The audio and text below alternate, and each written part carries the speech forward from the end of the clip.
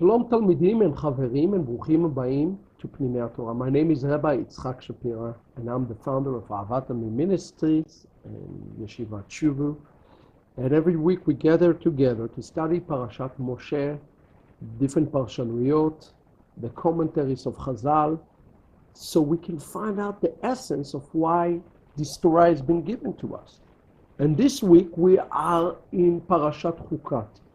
And I hope you will be greatly, greatly blessed as we study together from Parashat Chukat on the mystery of the red heifer. Today we are going to look at the red heifer in a way that you probably have not thought about it before. And remember, when we study the Torah, we have to look for, as Chazal says in Pirkei Avot, to the essence of the Torah. The essence of the Torah is what is inside the internality, which is Mashiach Tzidkenu.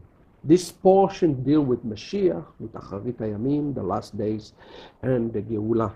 So as you study it, it's really very important for you to ask, what does it mean to me? What does God ask me? What does God speaks to me in this portion?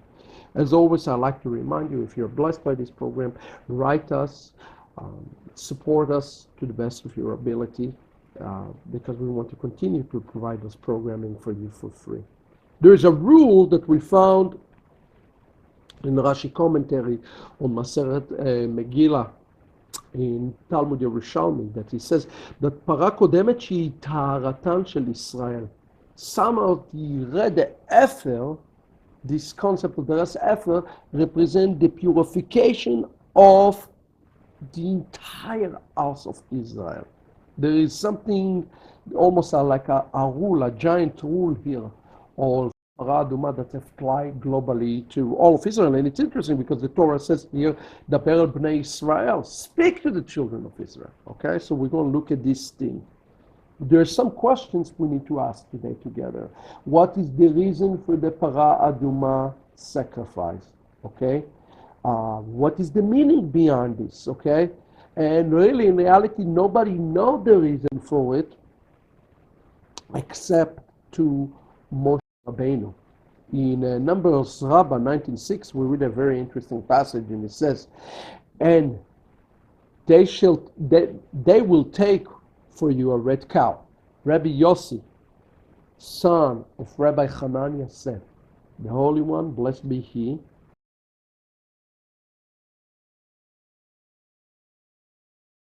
others will be just a decree, just a chok, without a reason. They would not know the reason."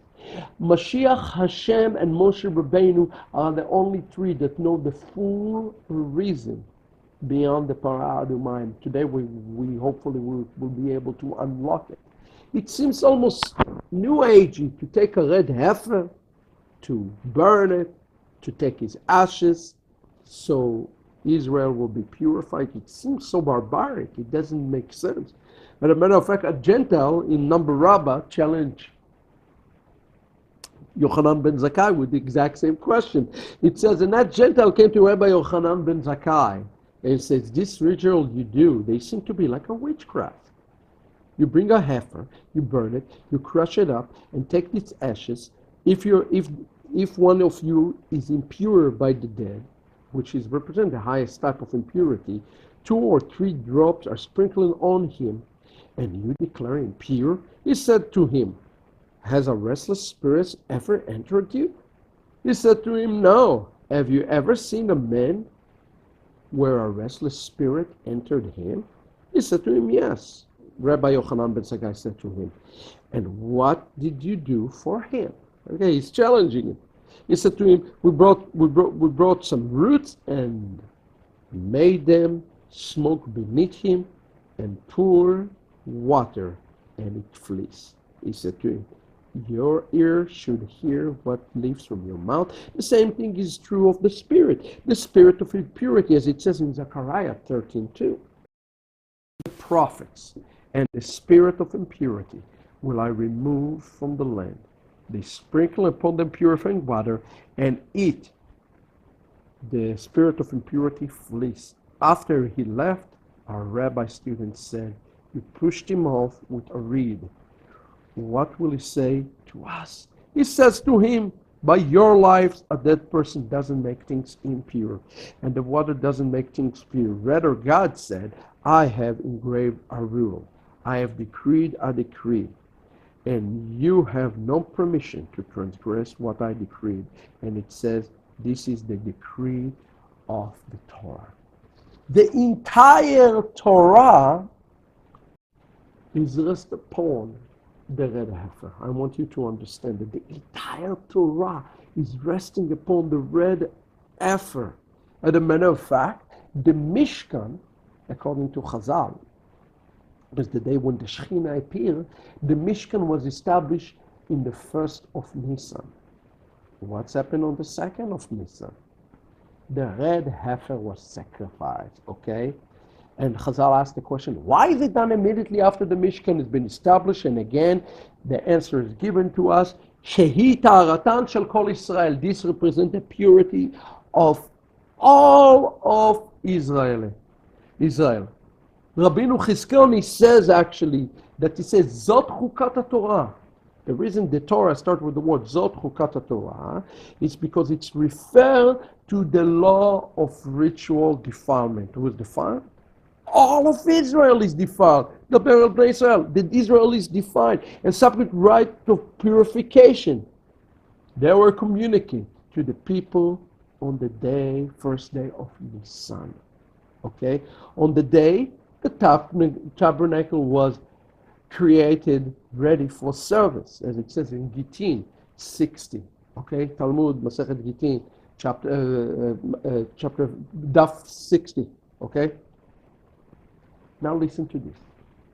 It is being communicated on that day, on the following day, the red heifer, the instrument without which purification could not take place, was burned. Without knowledge of these procedures, the Passover, which would be offered on the 40th day of the month, could not have been offered. Without the red heifer, beloved, Chazal explained to us, there is no sacrifices in the 14th of Nisan. Before anything happened, the red heifer sacrifice had to take place. The Torah is stipulated in verse 4 of our chapter that the location of the sprinkle of the water containing the ash of the red heifer was opposite, facing the tabernacle. It has been inserted here that as there were people, as the result of rebellion of Korach, had become ritually contaminated. But notice here in the text, it does not say it just for Korach and his people. It says, call Israel. It's for all of Israel. Remember? It says, Daber al bnei Israel. It's representing Israel, purification before Hashem, before the 14th of Nisan. As a matter of fact, it should not be a surprise to you that the Shabbat after Purim, it's called Shabbat Parashat Para. And what do we read? We read the story of Parah Adumah before Passover. As a matter of fact, there's been from Moses until now 9 red heifers that have been used ritually for this type of sacrifice that purify all of Israel until when it stopped, until the destruction of the temple. Which means what? Without a temple today, all of Israel is defiled. The first one was done by Moshe. The second one was done by Ezra the Sofer. And then from Ezra all the way to the destruction of the second temple, 7 more red heifers were sacrificed. Okay? And you might ask the question, well, how? What, 9 only? That's it? Remember, they kept the ashes and they passed the ashes on. They used the red heifer for a long part of time. But the interesting thing is, Chazal teaches that the 10th red heifer will be completed. This will complete all of those sacrifices, and it will be done by King Messiah in the third temple. What does this represent? What is the sacrifice of the red heifer represent? It represents the Tom'ah of death. Okay, and when is this Tom'ah of death was started? It started from Adam, first man, when he sins. Okay, sin walked into the world, death walked into the world. Okay, and That's what started all the calamities in human race. The para aduma is the remedy for the sins of Adam, okay? It's because he ate from the fruit of the tree of knowledge and created the decline of human race into the world. But then something beautiful has happened. Israel stood up before God and they said the word Na'aseh v'nishma. Okay. Na'aseh, the word Na'aseh represents the complete nullification or bitul of all of Israel. Okay. And it represents the tikkun for the sin of the garden. So when Israel says Na'aseh, there's been a complete tikkun for the sin of Adam. The Malach Amavet, the rule Israel back to the original condition. Israel become free, okay? But what happened? We know the rest of the story. The rest of the story, Israel rebelled with the golden calf, and guess what happened? The Mashchit, the destroyer, is back in his business, and Israel again is under the rulership of Hasatan, okay? So the red heifer come after the golden calf, because actually the word para aduma, if you take the para aduma in Hebrew, in Gematria, it's equals ze al avon ha'egel. This is for the sin of the golden calf. It's not only for the sin of Adam, but now it's come to rectify it from the sin of the golden calf, to rectify us back to the Torah, to rectify us back to the original condition of the garden of the Gan Eden of the garden.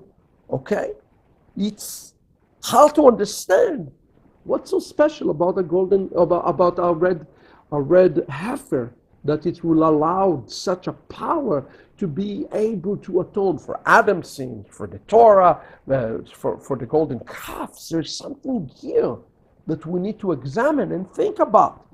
As a matter of fact, in the Sikata Rabati, we asked this question, and they asked this question, they explained that the red heifer, it says, she'al yedei para, by the heifer, nitkarev Adam, a man come closer, echad lekanfei hashchina, he's coming, Adam echad, every man can come closer to the Shekhinah, arei al yedei para ta'aratan shel kol Israel.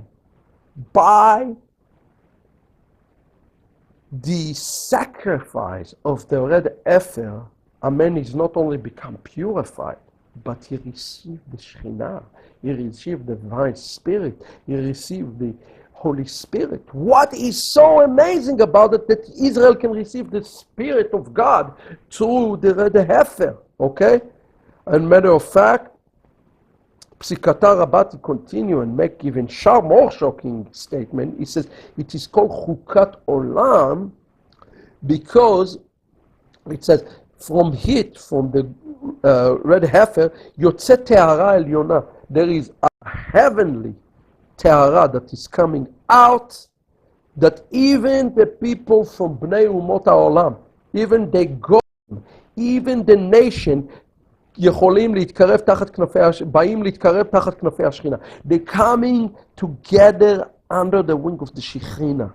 Through the red heifer, although this mitzvah is given to the children of Israel, somehow the Goyim will going to receive also the blessing of the Shekhinah.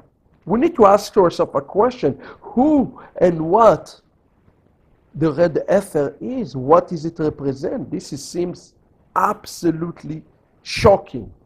Well, to find those answers that lead us to rectification of Adam's sin, that lead to the rectification of the golden calf, to lead the Shekhinah to be received by Israel and the Goyim, I want to turn with you to the text. Maybe there is a little bit more to this red heifer that we need to consider. The Torah says, "Vaydaber Adonai el Moshe ve'el Aaron lemor." Hashem speak to Moses and Aaron to say, "Zot Chukat HaTorah." Question number one, ask yourself this question in your note. Why does it say Chukat HaTorah? Why doesn't it say this is a mitzvah? It's just one commandment. Why does it say Chukat Torah? We're going to get there in a minute. Why is it said this is the statute of Torah? Asher tziva Adonai le'emor. Okay? Daber el bnei Israel. Speak to the children of Israel. It's a corporate, not only for those who sin. Everybody who is a descendant of Adam, the mitzvah of Parah Adumah related to him because he is already in his state of falling state. Okay? ויקחו אליך פרה אדומה, count with me, תמימה, אשר אין בה מום, אשר לא עלה עליה עול. Why is it important? It is going to be a פרה אדומה, a red heifer, תמימה, blameless, okay? אין בה מום, she's going to be innocent, אשר אין בה מום, she will be perfect, אשר לא עלה עליה עול. That there never came upon a yoke upon her, okay? And what you do, ונתתם אותה אל אלעזר הכהן, והוציא אותה אל מחוץ למחנה, ושחט אותה לפניו, okay? Take it outside the camp to אלעזר הכהן, והוציא אותה אל מחוץ למחנה, ושחט אותה לפניו. This is very important. Take it outside the camp. So if something so pure, something so holy, why is it slaughtered outside the camp? What is up with that? It is perfect red heifer. Let's dig deeper into these steps and see if we can understand it in another level. The attribute of the Parah Adumah has 4 characteristics to it. It was Adumah, it was a Tmima. It have no blameless and mum, perfection, and there is no all aleh. What are those 4 things represent? Chazal says, and remember, those are things that bring us a remedy to the golden calf, for the sin of the golden calf, a remedy for Adam's sin, a way to receive the Spirit of God, okay? What is it all about? Chazal explained that the 4 attributes and the characteristics of this calf, of this red cow, represent the 4 galuyot, the 4 exile that Israel have to go through. Okay, wait a second. The calf, the cow is something good. Okay, is something definitely very positive. Something bring atonement. How can it be that something that bring atonement also represent the 4 exiles of Israel? Exile, Yinibu Galut, represent something very negative. Okay? How can the calf represent I say calf, I continue to say calf. Cow, the parah, I will call it parah from now. How can the parah represent the atonement of Israel and also the purification of Israel, and at the same time represent the exile at the same time? It doesn't make sense. By the way, the question is also we must ask ourselves, where is Israel today? Is Israel in the exile today? The answer is absolutely yes. You just need to read from Shacharit, Amidah pray. Baruch atah Adonai hamachazir shchinato leTzion. Why are the Shekhinah is not at Zion?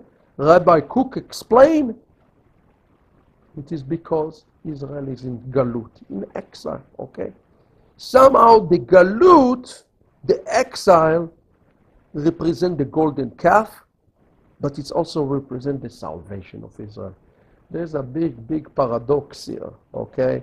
Parah Adumah Tmima represent the 4 exile, the Babylonian, the Persian, Greek, and the ultimate exile, the last one, Galut Edom.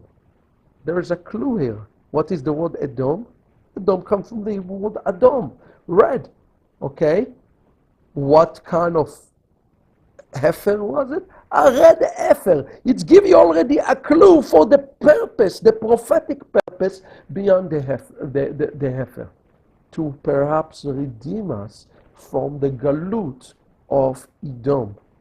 Pay attention to this. This is very important. A galut is a tool, and it is a very, very important tool that uses throughout Jewish history to, its purpose is not to exile our people, not at all. The purpose of the galut is actually to bring salvation to our people. It's quite the opposite, is to bring tikkun to our people. Or Torah in Parashat Chukat says the following. You bring it the example, and you remember the water that were mixed with the ashes, etc., etc. It says, "Ve'ele shmot bnei Yisrael she'Avraham bachar lo yeshivu tachat hagihenom." Okay, why? Or Torah even speak about Avraham Avinu. He explained that Avraham Avinu did the same thing. He went to Haran. He was in Haran. Haran comes from the Hebrew word Charon, to come to the land. It represents the hell, okay? It represents hell. Hell is exile. Hell represents exile. Exile represents separation from God, anything like this. Just as Abraham did in the Abrahamic covenant, it is an example for us today through the red heifer. Remember, he was in Haran, he brought the people to the land, heard the word Lech Lecha, he brought them to the land, okay? And look what it says. It says, Al Yedei, Galuyot, by exile. The purpose of the exile is to do, and I quote, Metaknim Neshamot Israel Mitomatam. Okay, this is important. Letaken Neshamot Israel Mitomatam is God is bringing exile to bring a tikkun to all of Israel, and Israel is not a collection of neshamot, it's one neshama. All of Israel represent actually one neshama. And why is a galut? A galut, and those who are willing to go to a galut, okay, to a spiritual exile, go to a spiritual exile to bring a tikkun to other souls who are also in exile. In essence, you know, it's talking about in Isaiah 63 that the Messiah went to exile with Israel. Why is it? Because he's going to go to bring a tikkun to all of Israel. If one want to come and bring a tikkun, okay, he has to be part of the people who need a tikkun, and they are in exile. Okay, this is important. So that is the purpose behind a galut, to bring in Israel to understanding, not just understanding, to do a tikkun on behalf of Israel. And here it says, or Torah says, it says, and all of those things is happened al yedei zeh, by this. He's talking here about the para aduma, actually. Mevarerim klipat noga shehi apara. Let's stop there and explain what is he saying. He's saying that the red heifer represents something that is called Klipah. Not just all Klipah, it's called Klipah Noga. And through that, we are bringing, we are defeating, we are removing the exile. We're going to exile. We are returning back to God. It's interesting, in the Torah portion this week, we're reading about Israel leaving the land, leaving Kadesh Barnea and coming to the land, and they are standing right there next to the land to a place called Edom, and they say to Edom, let us pass through the way of the king, let us get to the land, and Edom does not let them pass through the land, okay? That is kind of like a klipah. What does a klipah represent? Judaism teaches that there are 4 klipot, just as there are 4 exiles in the world, there are 4 klipot in the world. Think about a fruit like something that you like to eat, like pecans. When you get a pecan, do you eat the outside shell? No, you don't eat the outside shell of the pecan.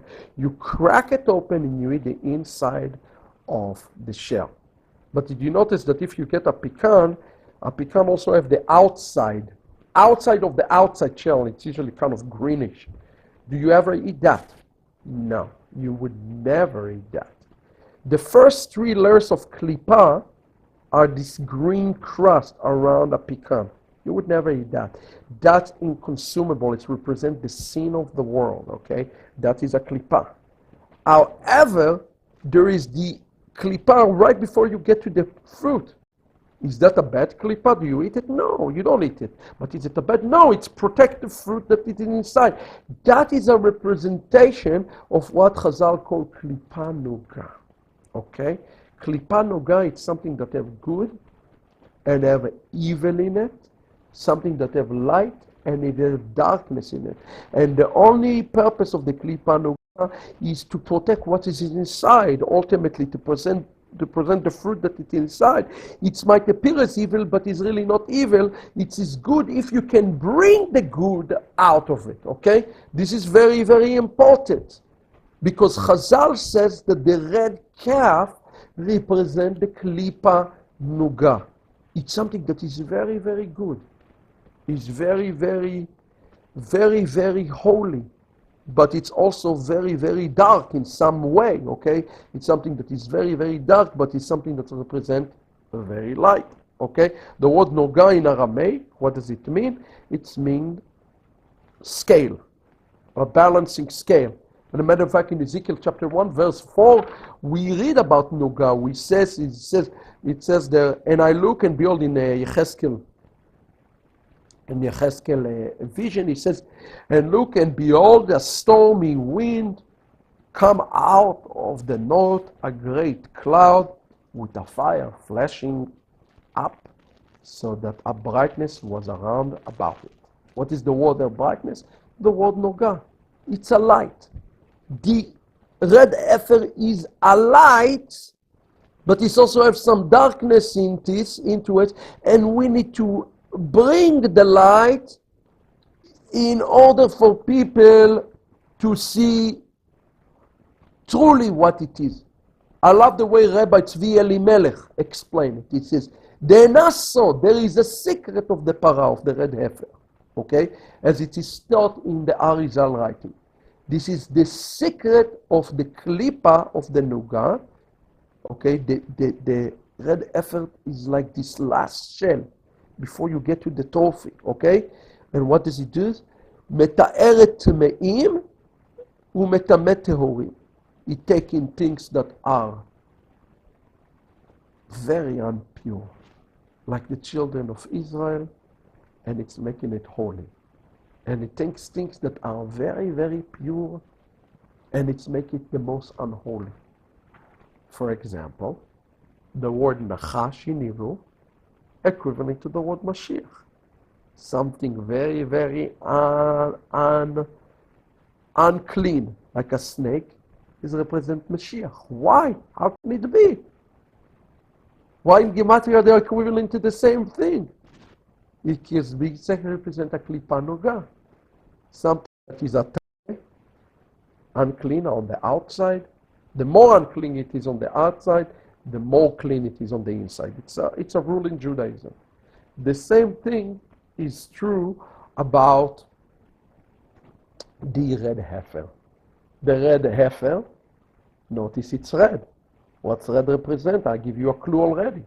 It represents Esav. It represents Edom. Very unclean on the outside. Okay? Edom, Esav, Christianity. On the inside, something very, very clean that's going to purify all of Israel. You're going to see it in a minute. I hope you understand what I am teaching you here today.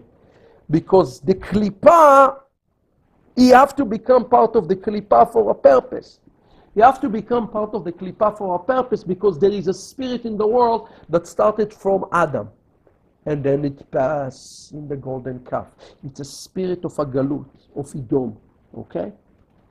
And in order to break this spirit, you have to become this spirit. You have to become part of it. Just as in order to destroy Egypt, Moshe had to become part of Egypt. Okay, as an example. So there is a Klipah that represents a great secret here. But it's also said that those who appears to be pure are going to be very impure. What is he talking about? We have to look at that. The red heifer, according to all Torah, represents this Klipah Nuga. Something that is masquerading. It's something, but it's something else. That is the story of the kosher pig. So perhaps we have to ask ourselves the question, what really is the red heifer represent?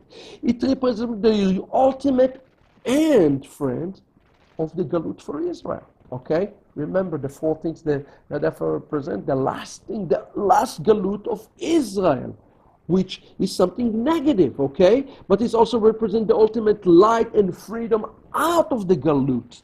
It represents a light and darkness, good in evil. In some way, masqueration of evil, masqueration, not real evil, masqueration of evil can use really for the good. Okay? Notice that it says here in the language, it says Zot Chukat Torah. This is Chukat Torah. I told you that in a minute ago. It doesn't say Chukat Mitzvah. Why is it says that this is the Chukah of the Torah? It seems pretty intensive statement to make. Chukat Torah. All of the Torah. Chazal explained because they explained that the entire Torah is standing on this mitzvah. Okay? On the mitzvah of the red heifer. In the red heifer, the entire Torah stands on this blameless, perfect red heifer. That some is related to the galut, but also represent the ultimate freedom from the galut. It's a paradox. Okay? Why God brings us to the galut? Look at this. It says, as I explained to you a second ago, to bring a tikkun to all of Israel, but it's continue. Let me continue for a second. This is from Rabbi Torah Menachem. This is from the Rebbe, okay? The head of Chabad. He said, first of all, he says, Chukat kol HaTorah, perumaz al kol inyan HaTorah. That is important. The entire Torah is standing. Our ability to practice Torah is not upon our own action, it's upon our action of, and the sacrifice and the atonement of the red heifer. Okay? Chukat Torah, it says Torah שהכוח, there is a power in the red heifer, לתאר גם את הטומאה, all the טומאה, all uncleanliness, angel of death, overcoming the angel of, all of those things can come back, can be restored through the red heifers. And what the red heifer has to do is represent here. It says it's represent yeridat הנשמה לגלות. Okay? I quote, listen to that. וזאת השייכות לפרה אדומה לעניין הגלות. This is the connection between the para aduma to the galut. Ki העניין para aduma, the essence, the matter of the para aduma, hu atara. It's really dealing with the purification of Israel. מעניין הירידה, בירידת הנשמה למטה, ובזה נכללת גם הירידה שבגלות. The red heifer had to go in its core to a yerida. Yerida is talking about a spiritual, something perfect and blameless. Only something perfect and blameless can do it. To go all the way down to the galut themselves in order to destroy the galut of Israel, in order to bring the tikkun of Israel. You want to know why it's Adom? It's Adom because it represents the galut that he will be able to overcome. And which galut it is? The worst galut of all. And which one is the worst galut of all? Listen to the Rebbe on this. He says, שעניין פרה אדומה, the essence of פרה אדומה, שייך לכל ד' הגלויות. It's related to all the exiles, all the גלויות of Israel. מובן מזה עד כמה עניין בפרה אדומה שייך ליחידה הכי גדולה. It's related to the worst Yerida, the worst exile. Which one it is? עד לגלות הזה האחרון, גלות אדום. The last גלות. גלות אדום. פרה אדומה will be able to overcome גלות אדום. But in order to overcome גלות אדום, he had to go to Edom to destroy the galut, that Israel will come out of the galut. Okay? How prophetic it is that in this Torah portion, Israel tried to come out of Edom, through Edom, to the land, and Edom says, no. Now you know why. Because it will be Mashiach who will bring us through the galut again. Why it became red? Why is the red heifer actually red? Why could not have one black hair? Okay, by whom? Why does it say that you have to go outside the camp and to be slaughtered? Okay, these are all important questions. I would like to suggest to you today that he had to become red in order to free us from Galut Edom. Galut Edom is the spirit at work already in the life of Adam, has been rectified by Avraham Avinu to a degree, then has continued the same spirit through Moshe and the children of Israel in Parashat Egel HaZa'av. And if we didn't have this exile that's separating us from Hashem, we wouldn't need a Mashiach. But we sin, and that's why we need somebody even stronger than Moshe to come, even greater than Moshe Rabbeinu, to break us through Galut Edom. Okay? Listen to this. It says, Tochen העניין הוא, the essence of the פרה אדומה, ששורפים את הפרה עד שלא נשאר ממנה אלא הניצוץ האלוקי שהוא גבוה ביותר. We have to not just to have the sacrifice of the red heifer, we have to burn it to ashes until there is nothing left except to ashes. And what's inside the ashes, according to the rabbis here? A heavenly spark. And what do we do with this heavenly spark? ניצוץ זה מעלים למעלה מעלה. דזהו מה שלוקחים את העפר ומערבים אותו עם המים חיים. And then we take these ashes and we mix it with the living water. Who is the one who say, I am the owner of the living water? There's only one person that says that, okay? In essence, what he's saying, that this is the way that we receive the Torah, okay? Taking it to the point that it's not recognizable. When it's turned to ashes, it became unrecognizable any longer. But in this, there is a spark of Kedusha that have to be raised again to the heaven, okay? Who is this Edom, this image that has been transfigured to the point that it cannot be even recognized anymore? You want a picture of Mashiach? There is no greater picture of Mashiach than Parah Adumah. To go outside the camp to the point that it becomes such a toma'ah, but this toma'ah is really a tone for all of Israel. The Rambam explained in his halacha that it will be Mashiach who will bring the 10th Efer during the day the third temple will stand. But I would like to suggest to you today that he will not only bring the 10th red heifer, he is the 10th red heifer, okay? He represents the 10th red heifer. The same item, by the way, if you look later, you have to take the ezov, the tree, and the wood, and so forth, that used to treat leprosy is used with the Parah Adumah. Why? Because it's a picture of the Mashiach, who is called the leper scholar. He's the Parah Adumah. He's been transferred, who will take upon himself all of those things. The Parah Adumah. And point to he's completely red. He's not recognized because he's completely red. Why?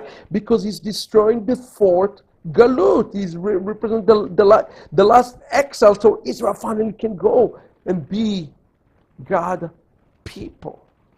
But in order to do those things, we need a Mashiach. Mashiach represents the Parah Adumah. It is the Lubavitcher Rebbe who explained himself so beautifully, so plainly. He says there is a chiyuv, there is a commandment to believe beviat HaMashiach, as it says in Alachot Melachim, Perek Yud Aleph. It says, Kol mi she'eno או שאינו מחכה לביאתו, הוא כופר. Anybody who doesn't believe him, who doesn't expect his coming, he's a kofir, he is a heretic. Torah and Moshe Rabbeinu. When Jewish people say they don't need a Mashiach, they are Kofrin in the one they claim that they believe in Moshe Rabbeinu. And here he said, בא מכך שיהודי מרגיש שאין הוא יכול להיות בשלמות בלי ביאת המשיח. A Jew is an incomplete Jew without a Messiah. Because, and he said, בהרגישו שללא זה הוא חסר. A Jew is in a void without a Messiah. Why is it? Because it's only through Mashiach that we can receive this ultimate victory from the angel of death, Malach Amavet. Only through Mashiach we can break through an exile today. And actually all of us are in exile. Even those who know Yeshua isn't yet to retain and complete the Brit HaChadashah. That's why we have to call upon Mashiach today. So, where is Mashiach? What is going on with the Mashiach today? Well, the Mashiach had to become the Para Aduma. There is a great prophecy about this, about the future destruction of Edom. Okay? Why does he destroy Edom later on? Because Edom, as you will see in the Torah portion this week, said to Israel, no, we will not let you come to your God. There is a spirit in the world today that said to Jewish people, Jews, come to know Jesus and become good Christians. That is a spirit of Edom, okay? And that's why that's why he has to become part of Edom to destroy Edom, okay? He had to destroy Edom from the inside out. And that's why we read in Isaiah 34:6, Cherev le'Adonai, מלאה דם, הדושנם, מחלב, מדם קרים ועתודים, מחלב כליות. האלים כי זבח לאדוני, בבצרה וטבח גדול בארץ אגום. The Lord had a sword, it is setted with blood, it is gored with fat, the blood of lambs, and he goat, the gittin fat and rams, for the Lord hold a sacrifice in Betzara, a great slaughter in the land of Edom. Why is he talking about a slaughter in the land of Edom? Remember, prophecies is repeating himself. Moshe became priest over all of Egypt and ended up destroying Egypt. Yeshua became Edom in order to destroy Edom. Why?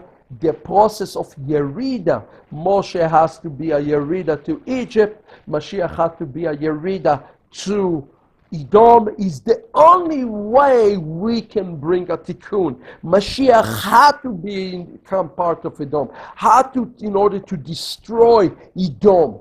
Okay? And matter of fact, the Torah here says, Cherev le'Adonai. What is Cherev le'Adonai? Malbim says, רוצה לומר על אדום. יבוא מחמת נקמה, he comes as a day of vengeance. As it says in Isaiah 63, who is the one who is coming, me Edom, to destroy Edom? Listen, why does it say he's coming? It doesn't say come to Edom. When you put a mim mitachirik, you mean me. He's coming for Edom, from within Edom. He's destroying it out. Because he says, long enough. You have held my people in exile long enough. It is a picture of the perfect para aduma. What is the word aduma? Adom, Edom, Isav. Flip the letter, Yeshua. This is the reason that we see such an amazing prophecies in Shira Shirim, in Song of Songs, chapter 5, verse 10. Dodi, my beloved, Tzach. He is clear. He is beautiful. Clear skin. The Adom, the Gul Mirevava. Yet he is ruddy, permanent among 10,000. Yet he is red. Why is he red? Because he tameh, make everybody clean. And somebody is clean, make everybody tameh. It's a rule in Judaism. He has to paint himself red. Completely red. In order to get the redness of us. Every time he makes himself redder and redder, he's taking the redness of Israel upon himself. That's why he's called the leper. He came so Israel will no longer be in exile and of Edom. And that's why he's called the beloved, who is red. Amazing. King David was red. Adam was red. And I also believe Mashiach Tzidkenu, when he comes, he also will be red-headed. I really do believe that. The last cow, the last heifer, does not represent just any old heifer. It represents the one who will come as the ultimate Admoni, or red, the last heifer, which was Mashiach our righteousness. Okay, he had to come a perfect red, a perfect picture of the Edom. Remember, I talk about the Klipah. He had to appear as the Klipah, as this ultimate curse to the Jewish people. Yimach shmo v'zichro. In the Talmud, the Sechet Gittin, it's talk about Yeshua suffering in fishes for the sins, okay, that have been committed, that he has been committed. It is partially true. Yeshua suffered in Gehenna for the sins of Israel, who is dealing with Edom. And I even believe that even today, he still atone and suffer for the sins of Israel. How do I know this?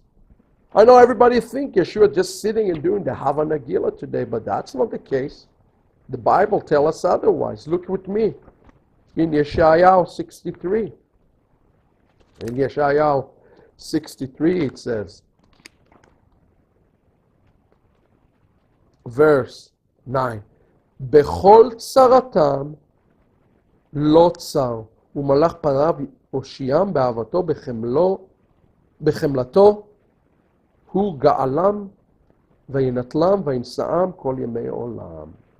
In all their troubles, what happened to him? He is in trouble. Israel is in trouble today because Israel is in the Malchut Edom. How paradoxical it is that Malchut Edom is representing by the red heifer, but it's also representing by the solution and the redemption for Malchut Edom. Okay? Israel, Malchut Edom, Israel been under Malchut Edom for many, many years. Already from the beginning of time. Please understand this. So somebody have to become an insider in Edom, from us, one of us, in order to take upon himself this terrible stronghold that is holding us captive even today as Israel. Okay? So what he became our beloved, perfect red, and a Klipah. He is the ultimate light. We know Mashiach is light, but in order for Mashiach to come, we also have to become darkness. He also, it says in Corinthians, he also have to become sin. He became sin. He's not sin. He became sin, it says in Corinthians. That's why Chazal explain a great rule. Moed Katan, it says, קשה מיתתם של צדיקים לפני הקדוש ברוך הוא יותר מחורבן בית המקדש. When a tzaddik die, it is greater than the destruction of the temple. Okay? Why? Because in their life, in their death, it's worth more than the destruction of the entire temple, because they become the temple. As it says in Parashat Truma, and the holy Shelah says, Shne Luchot HaBrit, we read in the famous book, ועשו לי מקדש ושכנתי בתוכם. And they did to me a tabernacle, and I dwell inside of them. The tzadikim, and I quote from Shelah, הצדיקים הם הבתי מקדש. על כן לא אמרו בתוכו, רק בתוכם. All the tzadikim of Israel today, okay, become like a bet mikdash. But there is one tzaddik that is above all the other tzadikim. It is the one that is resembled. Okay? That's it. That is very important. That's why it says in Tractate Rosh Hashanah, okay, ששכולם מיתת צדיקים כשריפת בית אלוהינו. The death of the tzadikim is equivalent to the burning of Bet HaMikdash. It is the tzaddik who is in his life, okay, who have to be rejected and have to be despised, and through his death he bring atonement to the Geulah of Israel. But listen, Moshe Rabbeinu was not able to do it. Only one can complete the work, it is Mashiach. That's why it says, listen to the commentary of Meir Shiloach on this thing. It says, La'atid, in the future, יגלה הקדוש ברוך הוא את כבודו לישראל, without any levush, without any garments. Okay? He will repair himself, because today it says, בעומק ישראל, אך אינו בהתגלות רק בלבושים, הלבושים הם התורה והמצוות. Today he showed himself in different levushim, like the Torah or the mitzvot. But there will be a day where through the parah, the picture of the parah, he will unmask himself and reveal himself. He will slaughter Edom. He says, why are you looking at? He slaughtered Edom. And he's going to reveal himself as the King of Israel, the mighty one of Israel. And our job today is to reveal Yeshua through this Klipah Noga, to remove the darkness part and show Yeshua for who he is. This is the tikkun that we have to do. We have to do a tikkun for his name. And that's how we remove the Klipah Noga. Remember what Chazal says. We have to raise this spark of ash higher, higher, higher to the kingdom. Okay? This is your job today, friend. This is your mandate today. To take this spark of this Admoni and to raise it up higher and higher to the different Malbushim, through Torah, through mitzvot, through those things. We have to do it. Not through Christianity. All what you do is you bury him. You bury and bury and bury Yeshua in the shell, in the Klipah of Tom'ah. You see, what the Lord revealed to me, that what we've been doing the last 2,000 years through our practice of Christianity, we take the Klipah Noga and we make it a Klipah Tom'ah, which is dark, without use. That's what we're doing today to Yeshua. We have to return back to the Klipah Noga and reveal who Yeshua is as the master of the world, as the Jewish Rabbi, as the Jewish Messiah, as the Jewish Neshama, as all of those things through our practice. We have a lot of work ahead of ourselves. May the Geulah come quickly. Thank you for tuning in. I pray that through this study, maybe God will move your spark to remove Yeshua, the Klipah Noga, remove the darkness so he can be shown again as light, because he's the ultimate Parah Adumah. May we take the word of Shaul seriously when he says,